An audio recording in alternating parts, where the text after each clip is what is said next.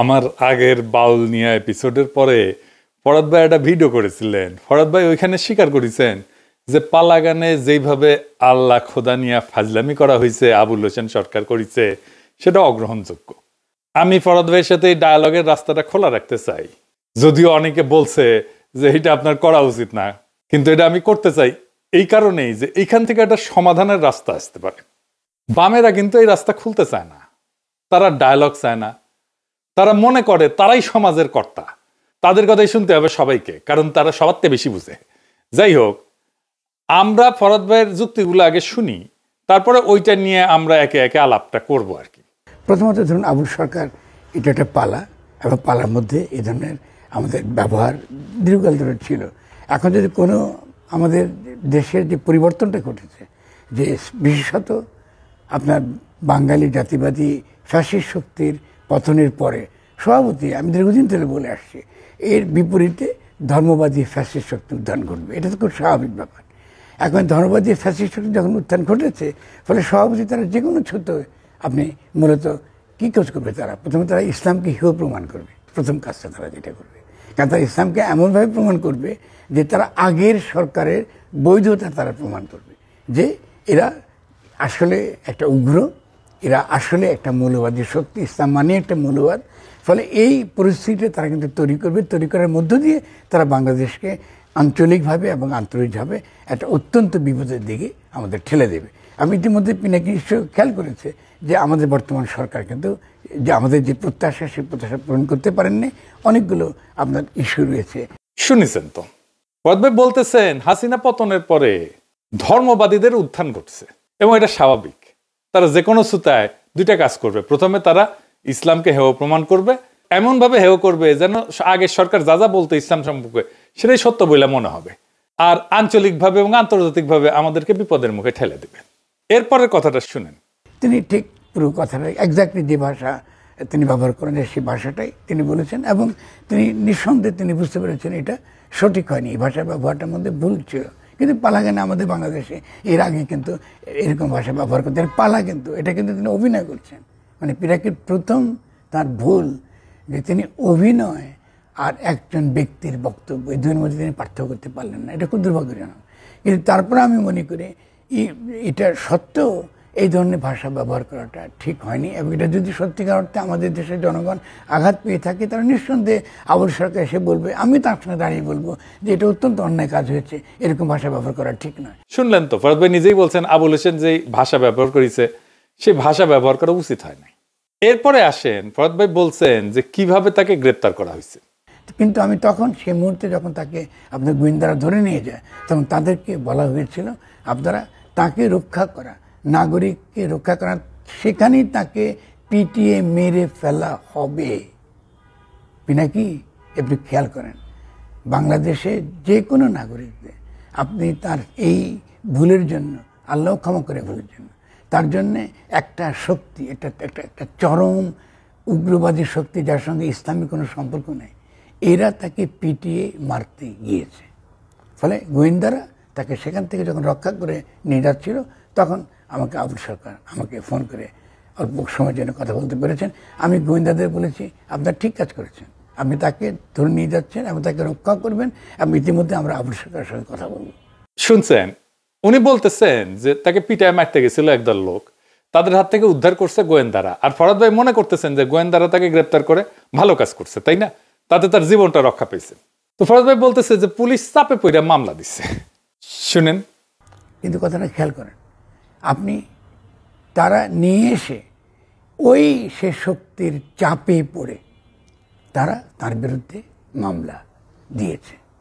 আপনি যখন মামলা দিয়েছেন তারপরেও কিন্তু পিনাকি আমি কিন্তু চুপ ছিলাম, কারণ আপনার জানা উচিত ছিল আমি এখানে কি করছি। আমি তো একটা বিবেকহীন মানুষ নই, ফলে আমরা তার পক্ষে আমি কোনো মন্তব্য করিনি। কারণ আমি মনে করি প্রথমত প্রশাসন এটা ভুল করেছে, ফলে প্রশাসনের সঙ্গে আমার সরাসরি কথা হয়েছে আইজিপির সঙ্গে যে আপনারা কেন এর বিরুদ্ধে মামলা দিলেন, কেন আপনারা তো আমাদেরকে কথা দিয়েছেন যে নাগরিকদের আপনি রক্ষা করছেন, তার যে অধিকার সেই অধিকার তো আপনি ক্ষুণ্ণ করতে পারবেন না, তাহলে মামলা দেবে তো দরকার ছিল না। প্রশাসনের সাথে ফরাদ ভাই নাকি কথা বলছেন যে কেন তারা মামলা দিল। না ফরহাদ ভাই, আমি বিনয়ের সাথে বলতেছি মামলা পুলিশ দেয় নাই। ধর্ম অবমাননা, কটূক্তি এবং দাঙ্গা উস্কা দেওয়ার অভিযোগে মামলা দিছে ঘিওর বন্দর মসজিদের ইমাম মোহাম্মদ আব্দুল্লাহ, বিবিসি বলছে। এইবার আসেন পরের বিষয়টা দেখি। আমি সব এক এক করে দেখাই নিতেছি, কারণ এটার উপরেই আমরা আলোচনাগুলো পরে করব। কারণ মামলা না দিয়ে যদি আমরা আবুল সরকারকে সেদিন সকলের সামনে গিয়ে বলতাম যে তিনি যে ভাষা ব্যবহার করেছেন এটা ঠিক নয়, এটা আমাদের অনুভূতিকে আঘাত করেছে, তা পুরো জিনিসটা কিন্তু মিটে যেত। শুনেছেন তো, ফরহাদ ভাই বলতেছেন যে উনি ভাবছিলেন এটা মিটমাট হয়ে যাবে, আবুল হোসেন মাপ চাইবে ধর্মীয় নেতাদের মধ্যস্থতায়, এটা একটা মীমাংসা হবে। এখন এই জায়গাটা ভালো করে লক্ষ্য করেন। এরপরে ফরহাদ ভাই যা বলবেন এখানে লুকায় আছে সকল ষড়যন্ত্র। ফরহাদ ভাই বলতেছেন ষড়যন্ত্র তথ্য দিয়ে রাজনীতি ব্যাখ্যা করা যায় না। আমি আসলে দেখাই দেব আসল ষড়যন্ত্রটা কোথায়। ফরহাদ ভাই বলতেছেন যে মানিকগঞ্জে আবুল হোসেনের অনুসারীরা মানববন্ধন করবে। ফরহাদ ভাই বলতেছেন উনি মানা করছিলেন, কারণ এইটা সেন্সিটিভ ইস্যু, আর এই ইস্যুটা মীমাংসা হবে। শুনেন। প্রথমত বাউলরা শাহ আলী দরগার সামনে একটা মানববন্ধন করেছে। সে মানববন্ধন করার পরে মানিকগঞ্জে মানববন্ধন করার তারা সিদ্ধান্ত নিয়েছিলেন। আমরা তখন তাদেরকে বলেছি আপনারা মানিকগঞ্জে এই ধরনের মানববন্ধন করবেন না, এটা একটা সংবেদনশীল একটা ইস্যু, এটা মীমাংসার একমাত্র পথ হচ্ছে কথা বলা, এবং যারা সত্যিকার অর্থে ইসলামকে ভালোবাসেন, বাংলাদেশকে ভালোবাসেন, তাদের সঙ্গে বসে এটা একটা মীমাংসা করা। কিন্তু স্বভাবতই আবুল সরকারের কিছু নিরীহ ভক্তকুল আছে, এই নিরীহ মানুষগুলো ওখানে গিয়ে মানববন্ধন করেছে। রে ভাই, তার তো একটা প্রতিবাদ করা, তাদের গুরুকে ধরে নিয়ে গেছে, তার তো একটা প্রতিবাদ করার অধিকার আছে নাকি? দেখুন বাউলদের কিভাবে লাথি মারা হচ্ছে, কিভাবে পিটিয়ে তাদেরকে পানিতে ফেলে দেওয়া হচ্ছে, বিভিন্ন জায়গায় কিভাবে বাউলদেরকে পেটানো হচ্ছে, তার ক্লিপগুলো দেখুন। আপনি কিন্তু এদের ব্যাপারে কিচ্ছু বললেন না, একটু বিস্মিত হয়েছি আমি। ফরহাদ ভাই বলেন তো, এখন তারা আপনার কথা তো শুনলো না, কেন শুনলো না? কেন মানববন্ধন করতে গেল? ওইখানেই রহস্য। তারা জানে ওইখানে তৌহিদে জনতার মিছিল আছে, আপনি নিজেও মানা করেছিলেন, আপনি মীমাংসার চেষ্টা করেছিলেন, সেটা তো ভেস্তে গেল। ফরহাদ ভাই বুঝলেন তো, ষড়যন্ত্র যে হয় এটা মানলেন তো। তাতে এটা জেনে শুনে করছে যে এখানে একটা সংঘাত ঘটার সম্ভাবনা আছে। আমি যদি জানি ওইখানে সংঘাত হইতে পারে, জেনেই যদি যাই, তাহলে মার খাওয়ার জন্য কি আমার অন্য কাউকে দোষ দেওয়া যায়? যায় না। দ্বিতীয় প্রশ্ন হচ্ছে, আপনি নিজেই বলতেছেন যে আবুল হোসেন সরকারকে পিটায় নাকি মারতে গেছিল, গোয়েন্দারা অ্যারেস্ট করে জীবন রক্ষা করছে। তো আবুল সরকারের অনুসারীরা কি আবুল সরকারকে মাইরা ফেলার জন্য মানববন্ধন করছে তার পরের দিন? ধরেন মানববন্ধন করার কারণে পুলিশ তারে ছেড়ে দিল, কারণ আমরা তো একটা কাজ করি, এটা অবজেক্টিভ নিয়ে। তা আমার অবজেক্টিভ হচ্ছে আবুল হোসেন সরকারকে ছেড়ে দিতে হবে। পরের দিন মানববন্ধন করলো, ছেড়ে দিল ধরেন পুলিশ, তাহলে আবুল হোসেন সরকার কি আরো বিপদগ্রস্ত হইল না? আপনি তো বললেন যে তারে গ্রেপ্তার করে ভালো করছে, তো তাই গ্রেপ্তার হয়ে থাকাটাই তো তখন ভালো ছিল, তাই না? তার সিকিউরিটি এখন কে দিবে? তাহলে বুঝছেন তো ফরহাদ ভাই, এই পুরা বিষয়টা এখন এমন একটা জটিল জায়গায় পৌঁছেছে যে এইটার কোনো সমাধানের রাস্তা মনে হয় খোলা নাই। তারপরে আপনারা একের পর এক কর্মসূচি দিতেছেন, মানে আমি জানি না একের পর এক কেন কর্মসূচি দিতেছেন, দিয়ে কি অ্যাচিভ করতে চান, কারে কি বলতে চান আমি জানি না। সমাধান চাইতেছেন নাকি সংঘাত চাইতেছেন আপনারা, আমি ঠিক জানি না। আবার আপনি আমারে নিয়ে উল্লেখ করে ভিডিও করছেন, এটাতে বাম্পারের অনেকে পুচ্ছে আগুন ধরে গেছে, মানে লোক হইতেছে 2.5 কাঠ, তার মধ্যে ভাগ হয়ে যেতেছে 50টা। যাই হোক, আলাপে ফিরে আসি। আমি মনে করি ফরহাদ ভাই, বাউল আর গান সংক্রান্ত ইস্যুটা পুরাটাই ইন্ডিয়ান গোয়েন্দা সংস্থা তৈরি করার ইস্যু। কিভাবে আওয়ামী লীগকে ফিরে আনা যায় তার ড্রেস রিহার্সেল। আনসার লীগ দেখেছেন না, সংখ্যালঘু লীগ, নারী লীগ, পুলিশ লীগ, আর্মি লীগ, শিক্ষক লীগ, প্রশাসন লীগ, মাজার লীগ, এইসব মারা খাওয়ার পরে এখন গান লীগ আনিছে। প্রথম আনিছে গানের শিক্ষক নিয়ে, যে গেঞ্জামটা হয়েছে প্রাইমারি স্কুলে, সেটা নিয়ে। আমি চায়নাত গেছি, উঠি আমাকে জিগায় তোমরা নাকি গানের টিচার নেওয়ার বিরোধী। তা চায়না থেকে ফেরার পরে এইখানে ফ্রেঞ্চ ইন্টেলিজেন্সের লোক যারা কয় যে তোমার সিকিউরিটি ইস্যু নিয়ে আমরা দেখাশোনা করি, আসলে কি করে কে জানে। যাই হোক, কিন্তু আসলে আসলে ওরা আসে বাংলাদেশ সম্পর্কে তথ্য নিয়মিত নেওয়ার জন্য, আমিও দেই, কোনো অসুবিধা নাই। তো আমার বাসাতে এসেছে, এসে জিগায় আচ্ছা তুমি নাকি স্কুলে গানের টিচারের বিরোধিতা করিস। চিন্তা করেন কই গেছে, কই চলে আসছে কথা। তো আমি কই ঠিকই করেছি, আরো করব। কইলাম বাংলাদেশে প্রাইমারি স্কুল কয়টা আছে জানো? না জানি না। আমি বললাম 65,000 আছে। গানের টিচার কতজন নেওয়া হইতেছিল জানো? না জানি না। আমি বললাম 2,500। তো কইতেছে ক্লাস্টার ভিত্তিতে নেওয়া হইতেছে, মানে কয়েকটা স্কুল মিলে একটা গুচ্ছ ক্লাস্টার হইবি। সেই গুচ্ছের দায়িত্ব হইতেছে একটা টিচারের, বুঝছাও? তো 65,000 স্কুলে 2,500 টিচার দিলে এটা দিয়ে যদি কভার করতে হয়, তাহলে একজন টিচারকে কয়টা স্কুলে দায়িত্ব পালন করতে হবে? 26টা স্কুলে। এটা কি হারকিউলিস? এক টিচার 26টা স্কুলের দায়িত্ব নেবে? এই 65,000 স্কুলের মধ্যে অর্ধেকের বেশি স্কুলে হেডমাস্টার নাই, মানে ব্যানে করছি না, 34,106টা স্কুলে হেডমাস্টারই নাই। তো ওই হেডমাস্টার দিতে পারে না, আর গানের টিচার দিতেছে। মানে এটা মস্করার একটা সীমা পরিসীমা আছে, তো ফাজলামের একটা সীমা পরিসীমা আছে। তো তার উপরে দেখেন, আমরা যখন ছোট ছিলাম তখন মৌলভী স্যার থাকতো না স্কুলে একজন, সে মৌলভী স্যারের পদ কিন্তু এখন নাই, হাসিনা খায়া দিছে। তারপরে হেফাজতের একাংশ কওমি জননী উপাধি দিছিল হাসিনারে। বাংলাদেশ মুসলমান প্রধান দেশ, আর সেই দেশে স্কুলে ইসলাম ধর্ম শিক্ষকের পদ খাইয়া দিয়া, প্রধান শিক্ষকের পদ পূরণ না কইরা এমন একটা বিষয়ের কয়েকজন টিচার নিয়োগের জন্য দেওয়া না হইলো, তাহলে তো সন্দেহ হবেই, হবে না? খুবই স্বাভাবিক ঘটনা এটা। গানকে একটা পলিটিক্যাল ইস্যু বানায় আওয়ামী লীগকে ফিরে আসার প্ল্যাটফর্ম বানায় দেওয়ার চেষ্টা করা হয়েছে। আমি প্রমাণ দিই এটা, ফরাদ ভাই, আপনার প্রোগ্রাম থেকে প্রমাণ দিই। এক আওয়ামীপন্থী বাউল আইসা বলতেছে জুলাই যোদ্ধারা পাকিস্তানি, আপনার শিষ্য সহকর্মী রোমেল তারে ধরছে। দেখেন, আপনি আওয়ামী লীগের দালাল, আপনি জুলাই যুদ্ধদেরকে খুনি বলছেন কেন? পাকিস্তানি বলছেন কেন? আপনি এই এলাকায় থাকবেন, আমরা জিনিসের সলভ করতে চাচ্ছি। আপনি আওয়ামী লীগের দালাল হিসেবে আপনি এই জিনিসটাকে উস্কানি দিয়া, এটা আপনি মৌলবাদী, আপনি জঙ্গি, আপনি জুলাই যুদ্ধদেরকে পুলিশ হত্যাকারী, জুলাই যুদ্ধদেরকে পুলিশ হত্যাকারী বলছেন কেন? বলছেন আপনি, আপনার ভিডিও আছে সোশ্যাল মিডিয়ায়। আপনাকে যদি এলাকায় দেখি তারপরে কিন্তু ভিডিও আপনার, আপনাকে আওয়ামী লীগের দালালি করে বাউলদেরকে বিপদে ফেলাচ্ছেন কিন্তু আপনি। আমরা এই যে সলভ করার সমাধানের চেষ্টা করতেছি, আর আপনি সে বাউলদের মধ্যে আওয়ামী লীগের রেটরিক করাচ্ছেন, ইন্ডিয়ার ক্যাম্পেইন, শেখ হাসিনার ক্যাম্পেইন। আপনি আর কখনো আমাদের সমাবেশের আশেপাশে আসবেন না।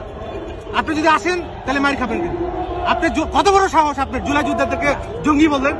না, আপনি বলতেছেন সেকুলার ফ্যাসিজমের পরে ইসলামপন্থী ফ্যাসিজমের উত্থান হয়েছে, আগেও কইছেন, আমাকে নিয়ে করা ভিডিওতেও কইছেন আর কি, যে ওরা এসে দেখাবে যে ইসলাম কত খারাপ। এটা খুবই বিপজ্জনক একটা ফ্রেমিং করছেন ফরাদ ভাই। আপনি অন্য একটা জায়গায় বলছেন যে দেশে ধর্মের নামে নির্যাতন নিপীড়ন চলতেছে। আসলে কি তাই? বাংলাদেশ যে অস্থির সময় পার করতেছে সেটা দুইটা কারণ হইতেছে। বিএনপির বেপরোয়া নেতা কর্মীরা খুনাখুনিতে লিপ্ত হয়েছে, চাঁদাবাজিতে লিপ্ত হয়েছে, একে অপরকে মারতেছে, এমনকি রাজনৈতিক প্রতিপক্ষের উপরে ঝাঁপাই পড়তেছে, ঠিক কিনা বলেন? আর 2 নাম্বার হইতেছে ইন্টারিম সরকার অপদার্থ। আপনার এই কথাটাই আবার প্রতিধ্বনি করছে আনু মোহাম্মদ, জানু মোহাম্মদ। এই যে শুনেন, এই ধর্মীয় ফ্যাসিবাদী গোষ্ঠীর আমরা উত্থান দেখতে পাচ্ছি বাংলাদেশে। এই যে না গোষ্ঠী বা এই ধর্মীয় ফ্যাসিবাদী গোষ্ঠী, এটা হচ্ছে বলা যায় যে গত গণ অভ্যুত্থানের পুরো উল্টো যাত্রা। আসলে বাংলাদেশের রাজনীতির ইতিহাসে 54 বছরে বিভিন্ন রাজনৈতিক দল এই ধর্মীয় গোষ্ঠীগুলিকে নানানভাবে ব্যবহার করার চেষ্টা করতে গিয়ে আজকের এই পরিস্থিতিটা তৈরি হয়। আপনি পানিতে ফেলার যে ভিডিও দেখাইছেন, চর থাপ্পড় মারছে কয়েকজনকে, চর থাপ্পড় দিলে যদি ফ্যাসিস্ট বলে ত্যাগায় দেন তাহলে তো মুশকিল ফরাদ ভাই। যারে পানিতে ফেলিছে তারে পানিতে কিন্তু ওরা ফেলেও নাই, ওই নিজেই পানির ঝেপে পড়িছে 2 হাঁটা চর থাপ্পড় খায়, তারপরে সাঁতার কেটে ওই পারে গেছে। আপনি তো মানা করছেন মানববন্ধন করতে, তারপরে জেদ কইটা করিছে। এতই হেদম তো বুঝে নাই যে মার খেতে পারে। পুলিশ কার্যকর হইলে ওইখানে 144 ধারা দিত, এইটা দিলে এটা হইতো না। পুলিশে বলেন যে 144 ধারা কেন দিল না? আপনি এখন কইতে পারেন ওদের কি কথা বলার অধিকার নাই? ওরা কি কথা বলতে পারবে না? একটা মানববন্ধনও করতে পারবে না? ওরা তো শান্তিপূর্ণ কর্মসূচি করতেছিল। হ্যাঁ, তাহলে আপনি কেন নিষেধ করেছিলেন বলেন? আপনি তো নিষেধ করেছিলেন, তাই না? এটা করার জন্য নিষেধ করেছিলেন না, তাই আপনি কেন নিষেধ করেছিলেন? শোনান এডিটর সাহেব, ওই অংশটা আবার শোনান। শাহ আলী দরগার সামনে একটা মানববন্ধন করেছে। সে মানববন্ধন করার পরে মানিকগঞ্জে মানববন্ধন করার তারা সিদ্ধান্ত নিয়েছিলেন। আমরা তখন তাদেরকে বলেছি, আপনারা মানিকগঞ্জে এই ধরনের মানববন্ধন করবেন না, এটা একটা সংবেদনশীল একটা ইস্যু। তার মানে আপনার মনে শঙ্কা ছিল তো যে কোনো রাজনৈতিক কর্মসূচিতে কোনো না কোনো মাত্রার ঝুঁকি থাকে। এই ঝুঁকি নিব নাকি নিব না সেটা সচেতন সিদ্ধান্ত। দেশের মানুষ ফুসতেছে আল্লাহ খোদার অপমানে, যার কথায় অপমান হয়েছে তার মুক্তির জন্য মানববন্ধন করতে গেছে, এটা তো উস্কানি দেওয়ার জন্য করছে, যেন পরে সেন্সেশন সৃষ্টি করতে পারে। এই মরিয়া চেষ্টার জন্য সন্দেহ হয় যে এদের ইন্টেনশন কি, মনে হয় এর মধ্যে ষড়যন্ত্র আছে। কোনো ঘটনা ঘটার পরের 72 ঘন্টা হইতেছে হাইলি সেন্সিটিভ টাইম, পরিস্থিতিকে সামাল দিতে হয় ওই সময়। এই টাইমে ঠান্ডা করতে হয় সবকিছু। এই টাইমের মধ্যে মানববন্ধন করা হয়েছে, এটা যাই নাই করা হয়েছে। আপনারা একের পর এক কর্মসূচি দিতেছেন, যে পরিস্থিতি আরো খারাপ হইতে পারে এটা সবাই জানে। এইটাতে বলে কুলিং অফ পিরিয়ড, এই যে 72 ঘন্টা বা ব্ল্যাক আউট উইন্ডো বা ডি এসকেলেশন পিরিয়ড, যেটাকে বলা হয় উত্তেজনা ছড়ানোর আগে মানুষের আবেগকে ঠান্ডা করার বাধ্যতামূলক সময়। এইটার মধ্যে আপনারা একের পর এক কর্মসূচি দিয়ে গেছেন, একের পর এক, যেন পরিস্থিতি ঠান্ডা না হয়। আমি যদি স্বরাষ্ট্রমন্ত্রী হইতাম, ওই বাউলদের সব কয়টারে যারা মানববন্ধন করতে গেছিল প্যাকেট করে জানতে চাইতাম যে তাদের ওইখানে মানববন্ধন করার জন্য উস্কাইছে কে পাঠাইছে, কে অর্গানাইজ করছে, সব বাইর হয়ে যেত। আর আপনি যে এরকম ফ্যাসিস্ট করতেছেন, আপনি যে রাজনীতি করতেন ফরদ ভাই, আপনি মনে কিছু করেন না, আপনি যে রাজনীতি করতেন, সর্বরা পার্টির রাজনীতি করতেন, আপনার বন্ধু হুমায়ুন কবির মেরে ফেললো না, খুনাখুনি করছে না? আপনি কি ওদের ফ্যাসিস্ট বলেন? জীবনে বলেছেন ওদের? আপনি ওই দল করতেন তো, মানে ওই দলের সদস্য ছিলেন কিনা জানি না, কিন্তু ওই দল তো করতেন, আপনারই বন্ধু ছিল তো হুমায়ুন কবির, তোর মেরে ফেললো না? কতজনকে মারিছে না এই সর্বহারারা? ফ্যাসিস্ট বলছেন ওদেরকে? আর যে প্রতিবাদ সমাবেশে হামলা হইতেছে, তারা কি আসলে ইসলামপন্থী আপনি জানেন? তার মধ্যে কারা আছে আমি দেখাইতেছি, এটা প্রমাণ দেখাইতেছি, দেখেন। এই যে জুলাই মঞ্চের আহ্বায়ক আরিফরে নিয়ে আমার ক্ষুদ্র ভ্রাতা মনোহর পাটোয়ারি লিখিছে, ওটি থেকে কইতেছি। এটা সাহেব আগে একটু মনোহর পাটোয়ারির পেজটা ভালো করে দেখান তো, কচু খিতিরা ওর পেজ মোবাইল সব খাইয়া দিছে, ওরে ফলো করেন, গুরুত্বপূর্ণ লেখালেখি পাবেন। ওই করছে মনোহর করছে যে আরিফ ডান ঘরানার ছাত্র দল ছিল, ও যখন ওইখানে ছিল আর কি, বাংলাদেশে ছিল, ও এখন প্যারিসে থাকে। তো 2013 সালের কথা কইতেছে, চাঁদপুরের ছেলে, ছাত্র দলের মিছিলে রেগুলার যাইতো নাকি। তো পরে ওই সময় যে ছেলেটা ঢাকা বিশ্ববিদ্যালয় কলা অনুষদের ছাত্রলীগের সহসভাপতি হয়ে গেছে, দেখেছেন? আবার 5ই আগস্টে আসিফ নজরুলের সাথে বঙ্গভবনে গুরুত্বপূর্ণ মিটিং এ সে সমন্বয়ক হিসেবে উপস্থিত, তাকে নাকি পরিচয় করা দিয়েছিল জুনায়েদ সাকি। মানে আরিফ আসিফ নজরুল জুনায়েদ সাকিরে কনভিন্স কইরা 5ই আগস্ট মূল সমন্বয়কদের পাশ কাটায় টেলিভিশনের সামনে সমন্বয়ক হিসেবে হাজির হয়েছে আসিফ নজরুলের সামনে। দেখেন, হ্যাঁ, এই আরিফ হইতেছে জুলাই মঞ্চের আহ্বায়ক, এই জুলাই মঞ্চে হামলা করেছিল। কুই থেকে কুই, দেখেছেন ফরদ ভাই? কতগুলো খেলা খেলিচ্ছে এখানে, কতজন তো ষড়যন্ত্র তত্ত্ব দিয়ে যে আপনি আমারে করলেন যে এটা করা যাবি না, তো আর দেখলেন তো ষড়যন্ত্র জিনিসটা কি, কে কি করতেছে। সবকিছু ইসলামপন্থীর উপর চাপাই দিয়েন না। ওই মানববন্ধনের পরবর্তী ঘটনা নিয়ে যা হয়েছে, তাতে এই বাউল সম্প্রদায় মহাবিপদে পড়ছে। আপনি বলতেছেন আবুল সরকার পালাগান করে, সে তো বাউল না, আপনি নিজেও ওরা বাউল বলে পরিচয় করাই দিতেছেন। দেখেন কি জানি বাউল কিনা, যারা মানববন্ধন করছে তারাও কিন্তু বাউল না, কিন্তু এই যে একটা ফ্রেমিং করতেছেন বাউল বইলা, এখন ওয়াজে বাউলদের নিয়ে আলেমরা বয়ান দিতেছেন, রেফারেন্স থেকে বইপত্র নিয়ে, বাউলদের উপরে বইপত্র নিয়ে ওনারা পড়তেছেন, পড়ে আবার ওই রেফারেন্স দিতেছেন। এই যে আব্দুল হাই সাইফুল্লাহ, আমার খুবই প্রিয় একজন আলেম, তরুণ আলেম, একজন জনপ্রিয় একজন আলেম, তার ওয়াজে, ওনার ওয়াজে দেখেন বই থেকে রেফারেন্স দিয়ে দেখাইতেছেন বাউলদের জীবন আচার নিয়ে। কি হইল ঘটনাটা? ডক্টর আনোয়ারুল করিম তার বাউল বইয়ে লিখছেন যে এই বাউল শব্দটা মূলত বাল শব্দ, যেটা বাহিরের শব্দ, সেখান থেকে হেঁটে এসেছে।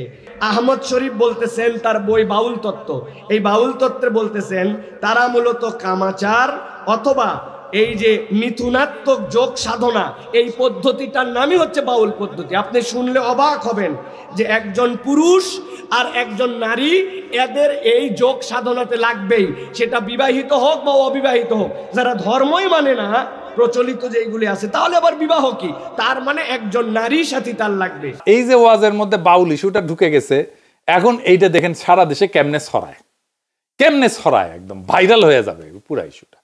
সবাই এই ইস্যুগুলো দেখবে এবং পড়বে, আবার ও বইয়ের পাতা ফটোকপি হয়ে বিলি হবে।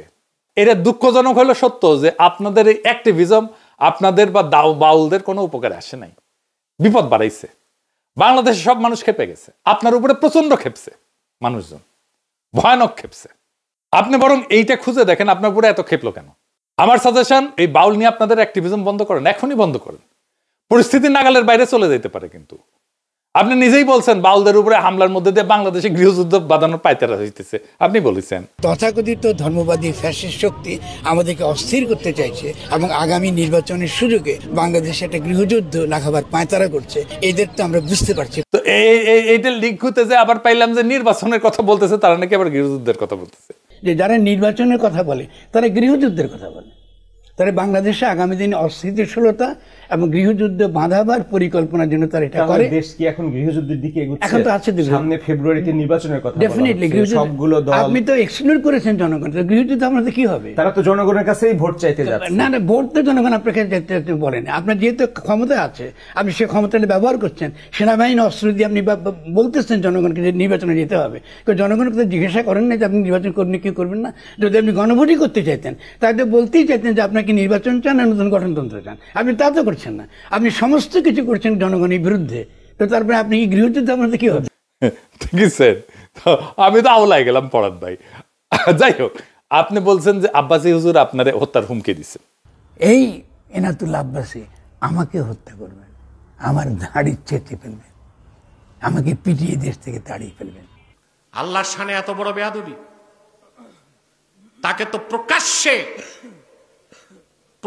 তাকে করা জায়েজ, ভণ্ড বাউলকে। অথচ হুমকি দিচ্ছে নাস্তিকরা, বামরা আর কথিত ভণ্ড বুদ্ধিজীবী ফরহাদ মজহার। তাকে ছাড়তে হবে।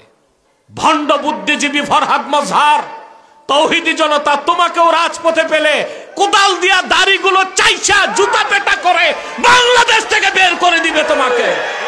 কুখ্যাত গালেব আর ফরহাদ মজহারকে ইউনূস সরকার আপনি যদি প্রশ্রয় দেন, আপনাকে ক্ষমতা ছেড়ে বাংলাদেশ থেকে বেয়াদবি করে যারা নাস্তিকদের মতে, সেটা যদি বাক স্বাধীনতা হয় তাদের কল্লা কেটে দিবে। এটা আমাদের হাতের স্বাধীনতা। কাউরে হত্যার হুমকি দেওয়াটাই একটা অপরাধ। যাই হোক, আপনি বলছেন যে আব্বাসী হুজুর আপনারা হত্যার হুমকি দিচ্ছে। দেখেন, মির্জা ফখরুল তো আপনার পক্ষে বিবৃতি দিচ্ছে, তাই না? শুনেন। আমি মনে করি বাউলদের উপর হামলা এটা একটা ন্যাক্কারজনক ঘটনা। আমরা তীব্র নিন্দা জানাই। এটা ডেফিনেটলি বাংলাদেশের যে আবহমানের যে সংস্কৃতি, গ্রামীণ বাংলা সংস্কৃতি, আমাদের এই বাউল যারা, তারা বাংলাদেশের অর্থনীতিতে মাঠে ঘাটে প্রান্তরে এই বাউল গান গেয়ে বেড়ায়। তাদের উপরে হামলাটা এটা একটা উগ্র ধর্মান্ধদের হামলা বলে আমি মনে করি, এবং এটা সঠিক নয়। এই ধরনের হিংসা প্রতিহিংসার আপনার পথ বেছে নেওয়া কারোর জন্য শোভনীয় নয়। আমরা অবশ্যই এটার আপনার সুষ্ঠু তদন্ত দাবি করি এবং নিরসন দাবি করি। ধর্মান্ধ খুইয়া তো বিবৃতি দিল, কইলে ছিলেন তো। উনার দলের স্থায়ী কমিটির সদস্য মির্জা আব্বাস তো আব্বাসী হুজুরের সাথে ওয়াজের মঞ্চে কথা বলেন। দেখেন, ওনারা বলেন ওনাদেরকে ভোট দিলে জান্নাতে যাবেন, না দিলে জাহান্নামী হবেন। আমি বুঝতে পারি না,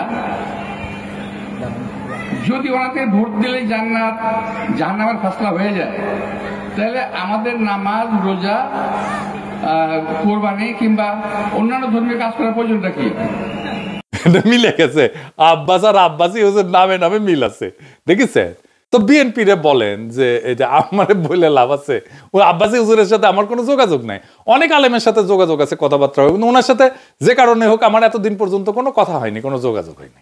যাই হোক, এবার আসেন সমাধানের রাস্তা খুঁজি। বাউল সম্প্রদায়ের একটা নিজস্ব সাধন পদ্ধতি আছে, জীবন আচার আছে। তারা প্রচলিত ধর্ম আচারের বাইরে থাকে। বাউলরা প্রচলিত ধর্মীয় কায়দা কানুন এরা মানে না। কথা তো সত্য নাকি? আলেমরা কিন্তু বাউলদের আলাদা ধর্ম হিসেবে মাইনে নিতে রাজি আছে, যদি তারা আলাদা ধর্ম হয়। কাদিয়ানি সম্পর্কে যে আপত্তি, সেই জায়গায় এসে দাঁড়াইতেছে কিন্তু তাদের বাউল নিয়ে আপত্তি। জানেন, এটা দাঁড়াইবে, এটা আপনারা যত অ্যাক্টিভিজম করবেন এটা এই জায়গায় এসে দাঁড়াবে। আলেমরা বাউলকে ধর্ম হিসেবে আলাদা করতে চায়, কিন্তু বাউলরা নিজেদের ধর্মীয় পরিচয় এটা ছাড়তে চায় না। ফলে ধর্ম আঘাত বরং আধ্যাত্মিক স্বাধীনতা, এই দুয়ের মধ্যে সংঘাত তৈরি হয়। এইটা বাংলাদেশের লোক সংস্কৃতি এবং ধর্মীয় বাস্তবতার মধ্যে সবচেয়ে কঠিন প্যারাডক্স।